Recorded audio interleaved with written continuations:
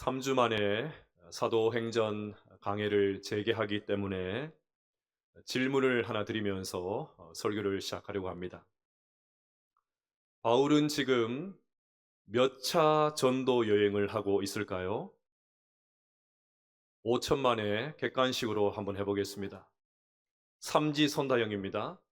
1차 손 들어 보십시오. 아무도 안 계세요? 2차 손 들어 보십시오. 3차 손 들어 보십시오. 안 드시는 분들은 뭡니까? 정답은 2차입니다. 선물은 없고 하나님의 복이 함께 하시길 바랍니다. 지금 바울은 2차 전도 여행을 진행하고 있습니다.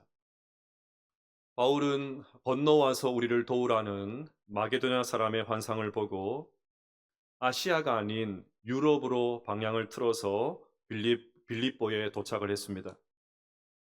바울의 빌립보 사역은 기적의 연속이었습니다. 바울이 빌립보까지 최소 닷새가 걸리는 그 백길을 단 이틀 만에 도착한 것, 당시 사회에서 사람 취급도 받지 못했던 여자 루디아를 통해 유럽의 최초의 교회인 빌립보 교회가 세워진 것, 점치던 여정에 귀신이 떠나간 것, 전부 다 기적이었습니다. 무엇보다 감옥이 흔들리고 감옥문이 열리고 창고가 열려서 바울이 풀려난 것은 기적 중의 기적이었습니다. 하지만 진짜 기적은 억울하게 감옥에 갇혀 있는 바울의 입에서 기도와 찬송이 터져 나온 것입니다. 이렇게 빌립보 사역을 마친 바울은 이제 데살로니가로 이동을 합니다. 1절을 보시면 그들이 암비볼리와 아볼로니아로 다녀가 데살로니가에 이르니 거기 유대인의 회당이 있는지라. 데살로니가는 마게도냐 지방의 수도였고 큰 항구를 가진 상당히 번창한 도시였습니다. 바울이 거기에 머물면서 복음을 전했습니다. 그러면 바울이 데살로니가에 얼마나 머물렀을까요? 힌트가 2절에 나옵니다. 새 안식일에. 바울은 최소 3주간 데살로니가에 머물면서 말씀을 전했습니다. 그랬더니 4절을 보니까 그 중에 어떤 사람 곧 경건한 헬라인의 큰 무리와 적지 않은 귀부인도 권함을 받고 바울과 실라를 따르나. 예수님을 믿는 많은 사람들이 생겨났습니다. 여러분 놀랍지 않습니까? 바울은 겨우 3주간 머물면서 복음을 전했는데 데살로니가 교회가 세워지게 되었습니다. 우리가 알고 있는 데살로니가 전서 후서가 바로 데살로니가 성도들을 향해서 쓴 바울의 편지이지 않습니까? 그래서 오늘 본문에는 바울이 데살로니가에서 행했던 많은 사역들이 나옵니다. 자, 그러면 오늘 본문을 통해서 하나님께서 우리에게 주시는 말씀은 무엇일까요? 첫째는 좋은 영적 습관을 장착한 그리스도인이 되어야 된다는 것입니다. 다시 1절 말씀을 읽어보겠습니다. 시작. 그들이 암비볼리와 아볼로니아로 다녀가 데살로니가에 이르니 거기 유대인의 회당이 있는지라. 아멘. 여기 나오는 그들은 바울과 실라 그리고 디모데를 말합니다. 빌립보를 떠난 바울의 전도팀은 빌립보에서 서남쪽으로 약 60km 떨어진 암비볼리로 갔습니다. 아마 이곳에서 하루를 묵었거나 쉬었겠지요. 그리고 암비볼리에서 다시 서남쪽으로 47km 떨어진 아볼로니아로 갔습니다. 그리고 아볼로니아에서 서쪽으로 57km 떨어진 데살로니가로 향했습니다. 그러니 빌립보를 출발한 바울의 전도팀은 무려 164km를 걸어서 데살로니가에 도착을 했던 것입니다. 오늘 본문은 그 과정을 단 한 줄로 기록을 해놓았지만 결코 쉬운 여정이 아니었습니다. 여러분, 바울이 빌립보를 떠나기 전에 무슨 일이 있었습니까? 귀신 들린 점치는 여종을 고쳐준 것이 화근이 되어서 억울하게 감옥에 갇히지 않았습니까?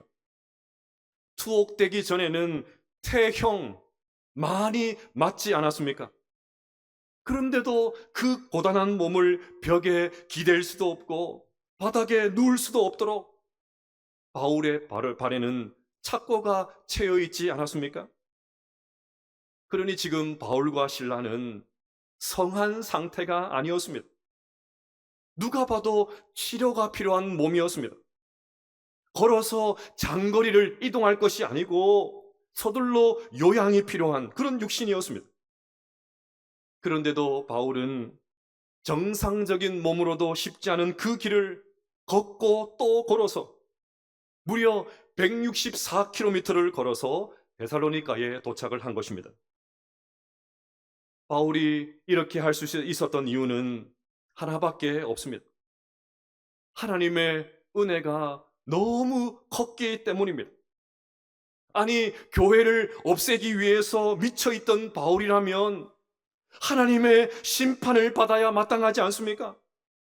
성도들을 색출해서 죽이는데 혁혁한 공을 세웠던 바울이라면 천벌을 받아야 되는 것 아닙니까? 그런데도 하나님은 바울의 지난 잘못을 눈감아 주셨습니다. 일절 문제 삼지 않으셨습니다. 그냥 바울을 와라 끌어안아 주셨습니다. 하나님의 자녀로 불러주신 것도 모자라서 이제는 온 세상에 복음을 전하는 복음 사역자로 세워주셨습니다. 웬 은혜입니까? 웬 사랑입니까? 그러니 바울에게 몸에 난 상처는 전혀 문제가 되지 않았습니다. 쩔뚝거리는 것도 괜찮습니다. 걷는 것이 불편해도 상관이 없었습니다. 어떻게든 하나님의 사랑을 더 많은 사람들에게 전하고 싶어서 한 시간도 허투루 시간을 쓰지 아니하고 온 세상에 복음을 전하기 위해서 또 걷고 걸었던 것입니다. 여러분, 이것이 은혜 받은 자의 자세인 줄로 믿습니다. 이것이 은혜 받은 사람들의 태도입니다. 우리 안에 하나님의 은혜가 늘 살아있기를 바랍니다. 절대 잊어서는 안 됩니다. 당연한 것으로 여겨서는 안 됩니다. 아무리 믿음의 연수가 많아져도 하나님의 사랑만 생각하면, 그분이 나에게 베풀어 주신 그 은혜를 생각하면 눈물이 터져 나오는 그 은혜가 있게 되시기를 바랍니다. 그래서 조금 전에 불렀던 찬송과 같이 온 세상 만물 다 져도 주의 못 따갑겠네. 놀라운 사랑 받은 나 몸으로 죄물 삼겠네. 이 고백으로 열정적으로 주님을 섬길 수 있게 되시기를 바랍니다. 바울의 열정이 2절에 더 자세히 나옵니다. 바울이 자기의 관례대로 그들에게로 들어가서 새 안식일에 성경을 가지고 강론하며. 데살로니가에 도착한 바울은 회당이 있는 것을 발견하고는 그곳에서 관례대로 성경을 가르쳤습니다.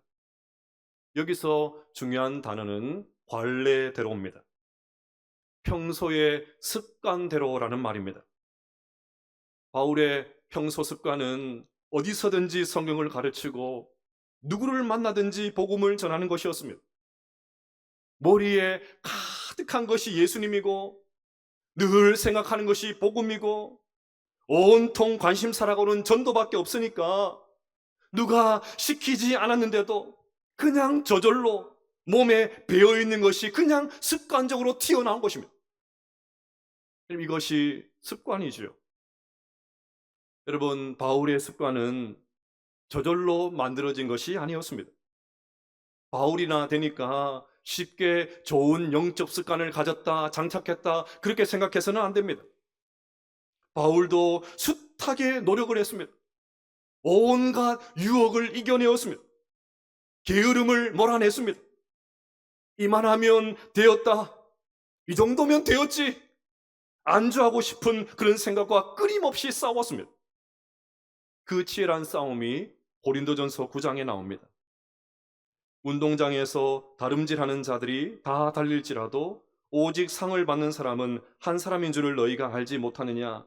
너희도 상을 받도록 이와 같이 다름질하라. 이기기를 다투는 자마다 모든 일에 절제하나니 그들은 썩을 승리의 자의 관을 얻고자 하되 우리는 썩지 아니할 것을 얻고자 하노라. 그러므로 나는 다름질하기를 향방 없는 것 같이 아니하고 싸우기를 허공을 치는 것 같이 아니하며 내가 내 몸을 쳐 복종하게 함은 내가 남에게 전파된 후에 자신이 도리어 버림을 당할까 두려워함이로다. 급기야 바울은 이렇게 말합니다.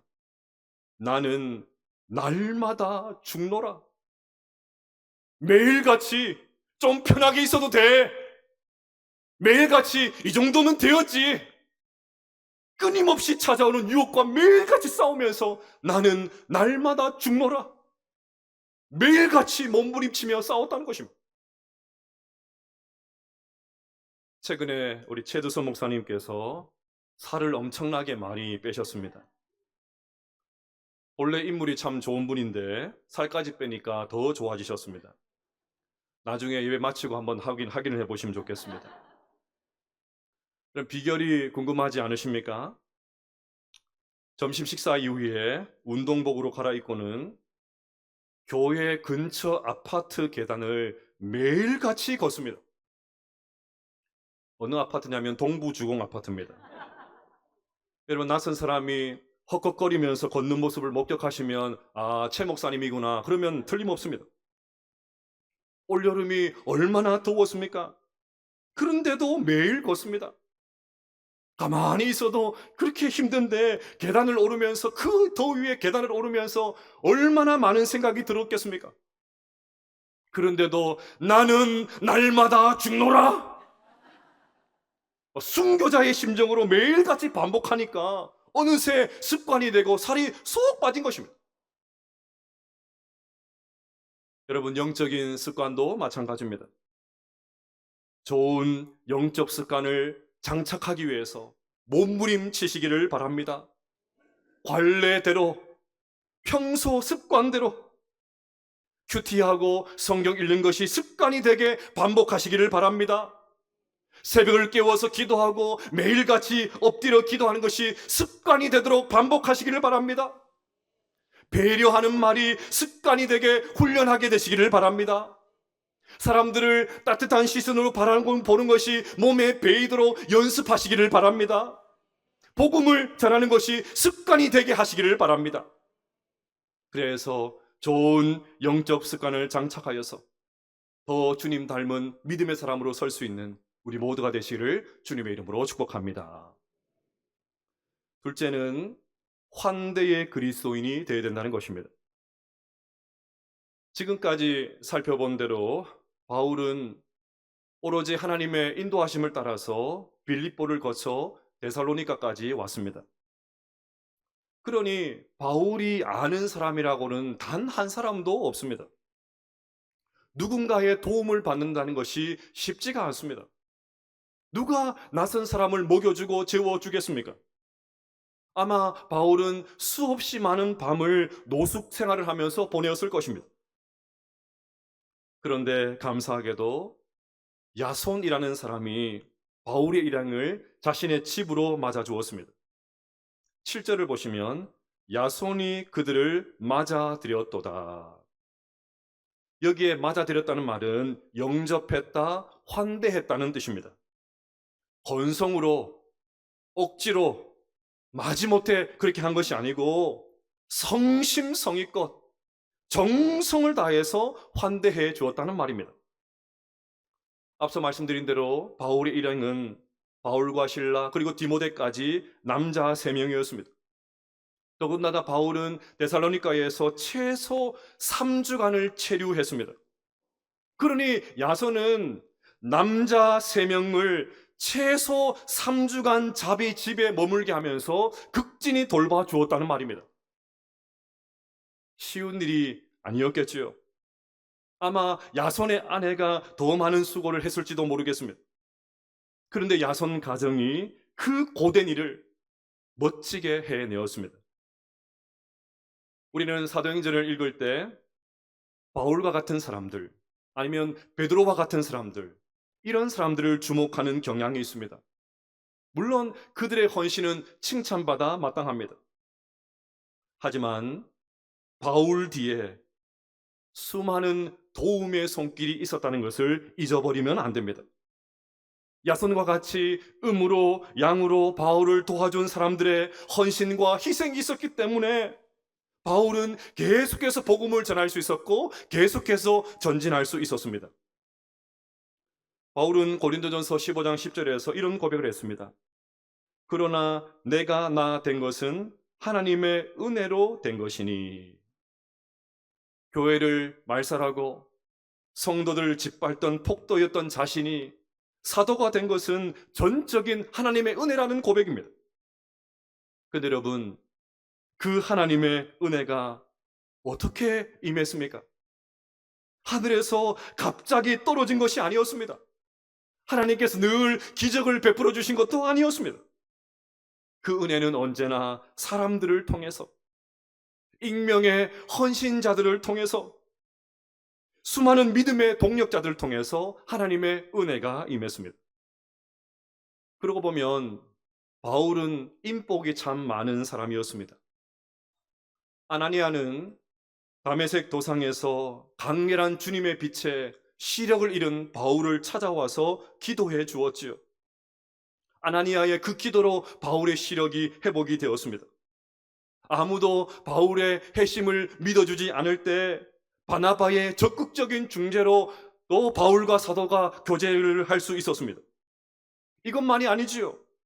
고향에서 무려 13년 동안 집거하고 있던 바울을 끄집어내어서 안디옥 교회에 목회할 수 있도록 해줬던 사람도 바나바였습니다.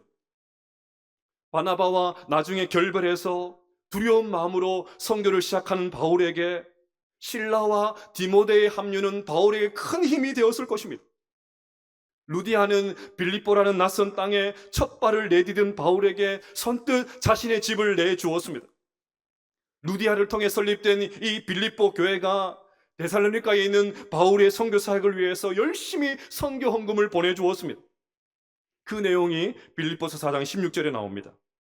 데살로니가에 있을 때에도 너희가 한 번뿐 아니라 두 번이나 나에 쓸 것을 보내어도다. 그것만이 아니지요. 이미 살펴본 대로 데살로니가에 있는 지 바울에게 야손이 그들의 일행을 자기 집으로 맞아들여서 극진한 환대를 베풀어 주었습니다.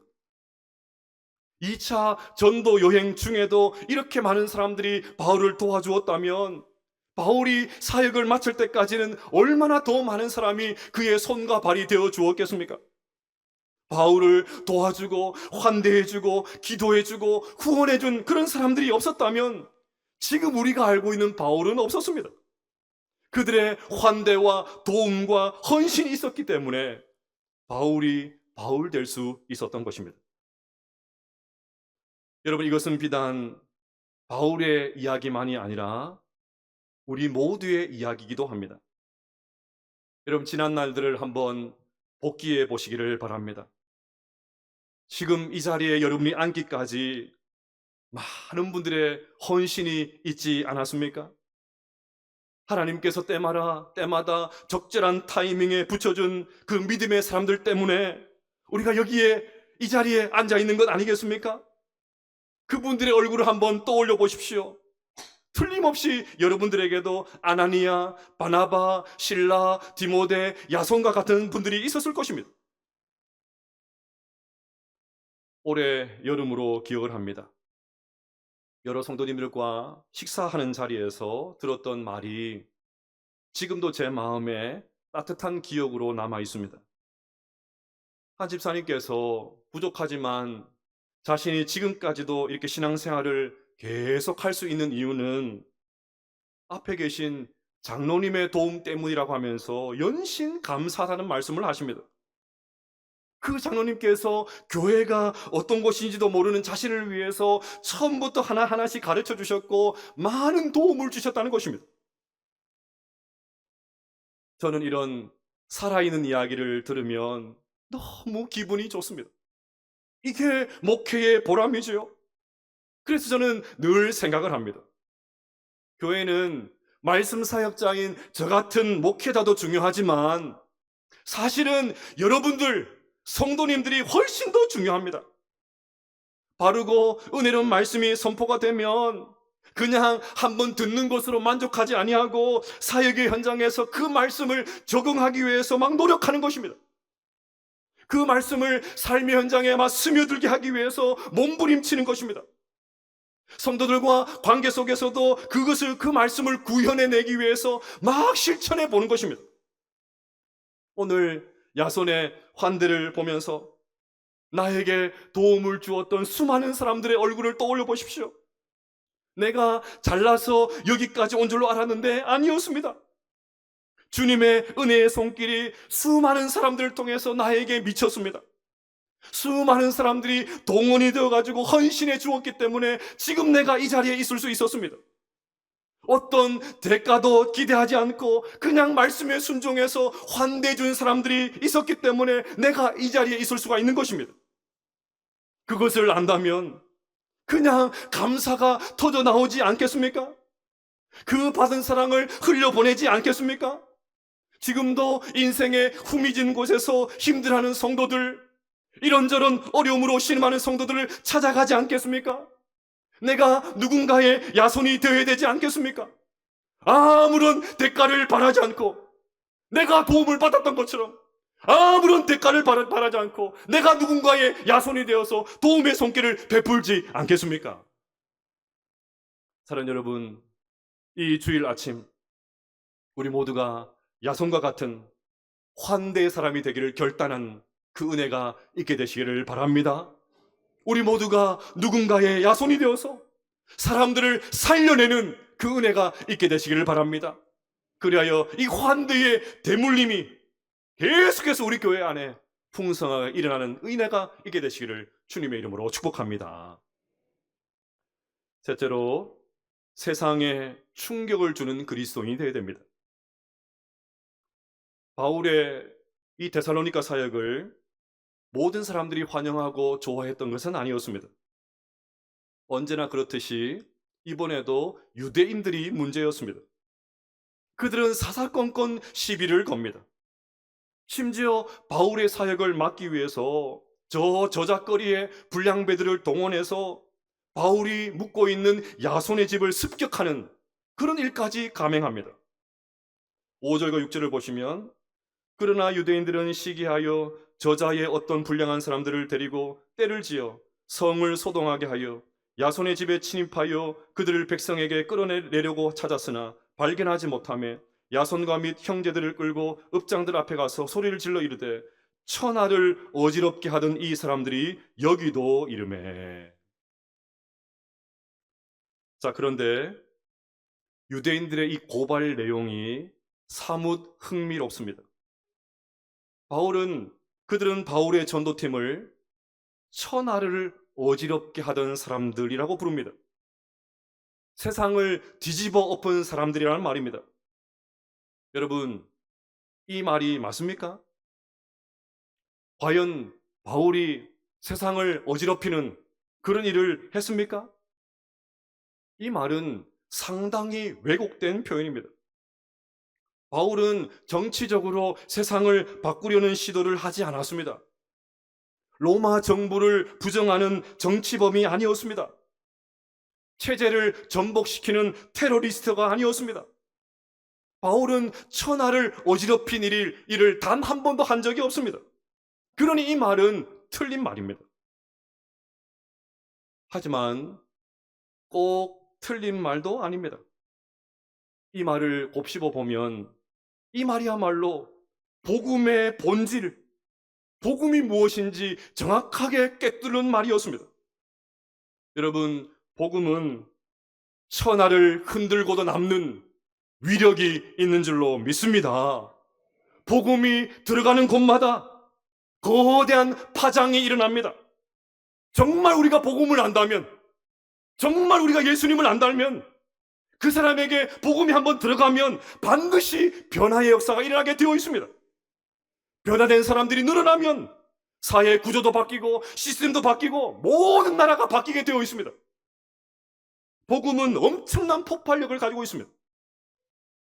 천하를 어지럽게 하는 사람들, 이 말은 교회를 싫어하고 복음을 받아들이지 않았던 사람들이 한 말입니다. 칭찬이 아니라 불만에서 나온 말이었습니다. 하지만 그들의 분석은 옳았습니다. 여러분, 복음은 집요하게 따라다니는 이 세상의 가치관을 철저하게 무력화시킵니다. 하나님의 나라는, 하나님의 나라의 그 가치가 이 세상 가운데 계속해서 주입되게 되어 있습니다. 세상 나라는 힘과 권력과 돈이 최고지요. 이런 것을 쟁취하기 위해서 모든 사람들이 혈안이 되어 있습니다. 하지만 하나님의 나라는 은혜와 섬김과 사랑과 희생을 추구하는 나라인 줄로 믿습니다. 따라서 복음은 세상 나라의 기초를 막 흔들어댑니다. 그것이 전부가 아닙니다. 세상에서 추구하는 그것이 전부가 아닙니다. 하나님의 나라가 이 땅 가운데 오고 있습니다. 그것이 복음이지 않습니까? 우리가 정말 복음을 믿는다면, 교회가 정말 복음으로 무장한다면 이 세상 가운데 하나님의 나라를 반드시 주입시키게 되어 있습니다. 그러니 유대인들은 다른 의미로 사용을 했지만 바울은 이런 측면에서 세상을 어지럽히는 사람이 맞습니다. 이 말을 통해서 이 땅을 살아가는 우리 모두가 어떤 삶을 살아야 될지 그것을 분명하게 알려주는 표현이 이 말인 것입니다.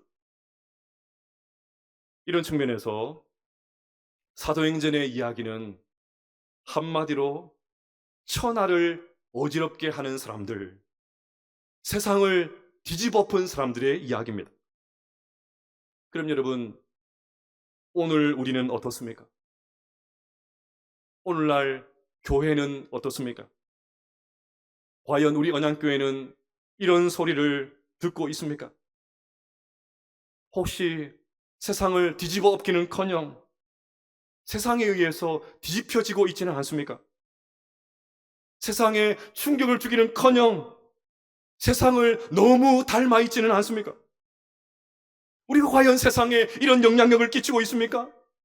세상을 놀라게 하고 있습니까? 저는 오늘 이 말씀을 보면서 너무 부끄러웠습니다. 세상에 조금의 영향력도 미치지 못하고 오히려 세상의 근심거리가 되어져 버린 우리의 교회의 상을 보면서 너무나도 부끄러웠습니다. 여러분, 그리스도인은 천하를 어지럽히는 사람인 줄로 믿습니다. 교회는 세상을 뒤집어 엎어야 됩니다. 우리가 가진 복음에는 그런 능력이 있습니다. 그런 것은 처음 교회나 가능하고 바울과 같은 위대한 하나님의 종들이나 가능하다, 그런 건 아닙니다. 이 아침에 우리 모두가 이 말씀의 꿈을 함께 꿀 수 있게 되시길 바랍니다. 이 말씀이 우리와 우리 교회를 통해서 펼쳐질 것을 기대할 수 있게 되시기를 바랍니다. 대단한 것이 아니어도 괜찮습니다. 좋은 영적 습관을 장착해서 만나는 사람들에게 그 습관이 튀어나오는 것이죠. 전부 다 자기 밥그릇 챙기게 바꾸는 이 무정한 세상 속에서 환대의 사람이 되는 거예요. 그러면 얼마든지 우리도 이 세상에 충격을 줄 수 있는 줄로 믿습니다. 사랑하는 여러분, 우리 모두가 각자 처한 자리에서 세상을 어지럽히는 사람이다, 저 사람은 세상을 어지럽히는 사람이다, 세상을 뒤집어엎은 사람이다, 그런 고백을 들을 수 있게 되시기를 축복합니다. 저 사람이 있으니까 분란이 일어나네, 저 사람이 들어오니까 다툼이 생기네, 멀쩡했는데 갈등이 생기네, 저 사람과 같이 있고 싶지 않아, 이런 거 말고요. 저 사람이 교인이라고 하던데 정말 다르게 사네, 가치관이 다르네, 태도가 다르네, 반응이 달라, 저 표정 좀 봐, 말하는 게 다르네, 어떻게 저렇게 사람이 따뜻할 수가 있어? 뭔가 있는 것이 분명해. 우리가 가는 곳마다 이런 소리를 들을 수 있게 되시기를 바랍니다. 그리하여 우리와 우리 교회가 이 세상을 어지럽게 하는 사람으로서, 이 세상을 어지럽게 하는 공동체로서 세워져서 이 마지막 시대에 계속해서 주님의 영광을 위하여 힘차게 달려가는 그 은혜가 있게 되시기를 주님의 이름으로 축복합니다.